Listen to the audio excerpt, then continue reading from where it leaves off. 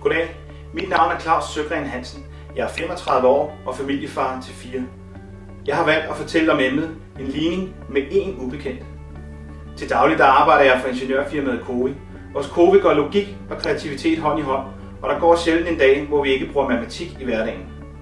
I min fritid skriver jeg bøger og laver spil. Blandt andet det her spil, som hedder 26 matematikspil. Netop udgivet af forlaget Alinea til brug i de danske skoler. Det er en spillekasse, der indeholder 13 kort og 13 terningsspil, designet til at underholde en hel klasse ad gangen, som gør det både interaktivt og differentieret på forskellige klassetrin med forskellige sværhedsgrader. Og der er brug for nytænkning i matematikformidlingen. Jeg mener, at vi skal kombinere den logiske med den kreative hjernedel, så vi så dobbelt så godt rustet til at angribe en opgave. For når den kreative og den logiske tankegang krydses, så udfordres de stærkt logisk-matematisk tænkende, samtidig med forståelsen udvides hos de mere kreativt tænkende elever. Jeg vil nu vise et eksempel med udgangspunkt i et spil fra min egen kasse, som hedder 100. Her har jeg lagt nogle terninger op. Der mangler en terning her, så der står et tal plus 2 plus 6 minus 3 er lig med 9. Jeg tager nu 3 terninger og prøver at kaste den, og så gælder det om at finde den terning, der passer bedst muligt på det her. Jeg fik slået en 6'er og en 6'er og en 1'er. Jeg skal nu vælge, hvad for en terning jeg vil sætte ind, for at gøre det her mest rigtigt. Jeg tror, jeg vælger 6'eren. Så der står 6 plus 2, det er 8. Plus 6, det er 14. Minus 3, det er 11. Det er 2 mere end det rigtigt skulle have været. Så min 6'er skulle have været en 4 for at have gjort det her rigtigt. Tillykke! Du har nu løst en ligning med en ubekendt ved at prøve dig frem. Nemlig ligningen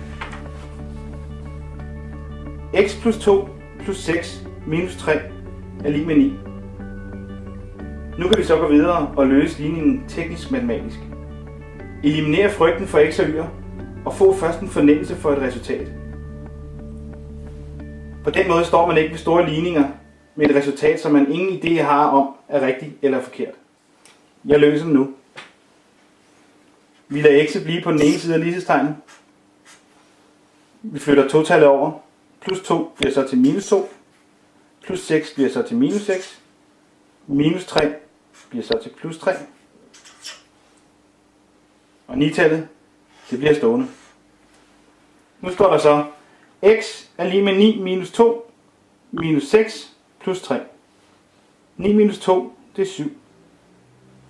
7 minus 6, det er 1. Og 1 plus 3, det er 4. X er derfor lige med 4.